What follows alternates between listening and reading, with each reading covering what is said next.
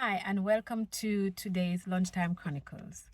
My name is Stacy, and I wanted to share with you today about forgiveness. So I'm going to join different parts of the Bible about forgiveness and different books that I've read and just general, things that happen in life. So I want to look at Ephesians 4, verses 31 to 32. So that's Ephesians 4, 31 to 32. And it says, "Let all bitterness and wrath and anger and clamor and slander be put away from you, along with all malice. Be kind to one another, tender-hearted, forgiving one another, as God in Christ forgave you." And this is Paul talking to the Ephesians about not holding on to grudges, but letting things go. And if you remember, Peter asked Jesus the same thing, like, how many times should I, forgive my brother when he offends me? 7 times? And Jesus was like, no, 70 times 7. So, for me, I don't think it was like, okay, let me go and multiply 70 times 7 and see how much that is. So if this person upsets me, then that's it. There are times in life when there are some people will be like, you cross me and that it done. But then we want people to forgive or forget what we've done. And it goes both ways, doesn't it? The Bible tells us that if we don't forgive, God will not forgive us. And what is important? Isn't God's forgiveness more important than not forgiving the other person? I would say yes. And this is what I've learned in life.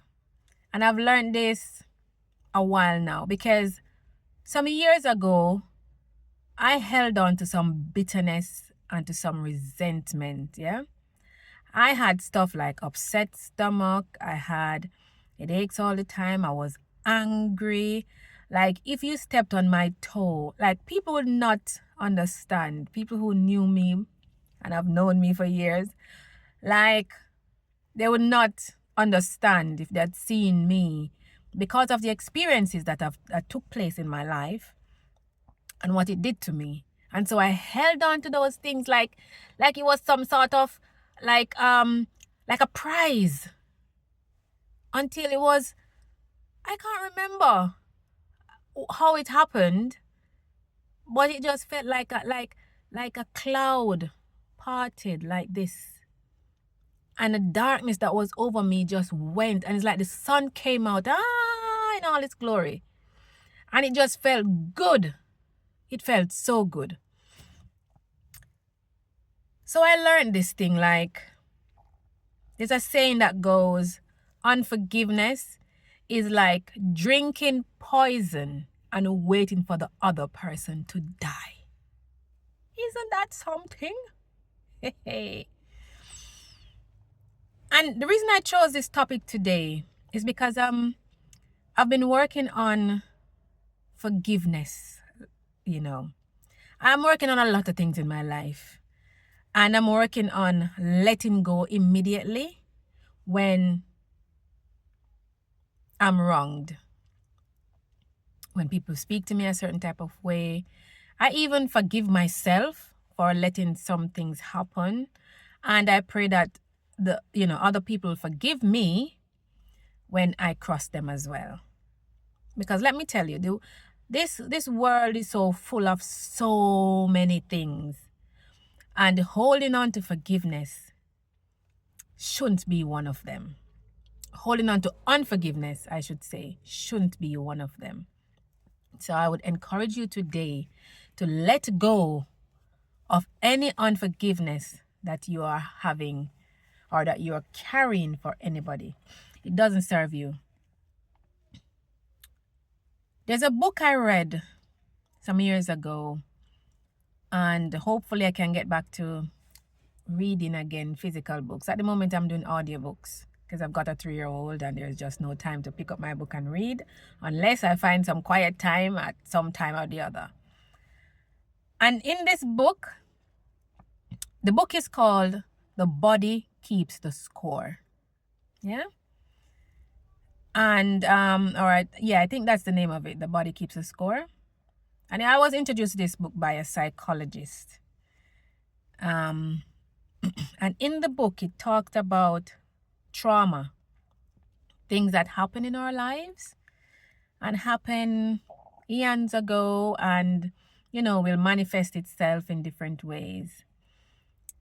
And when I read that book, I learned about the amygdala and just the things that happen in our brain and the fact that our mind, our body doesn't forget. And it would be like us purposefully injuring the body because we are holding on to unforgiveness. Let it go. There is a saying that says, let it go and let God. That is not just a saying, that is a thing. Let it go. I'm talking to you, I'm talking to myself. I'm pointing finger at you, there's finger coming back at me. Let it go. Let it go. It doesn't serve you to hold on to unforgiveness. Let it go. So I want to leave that with you today.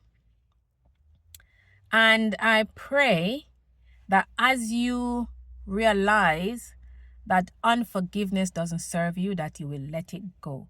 Look at the hurt and at people that have caused you hurt over your life and pray for them so that you can let it go. That's it for today.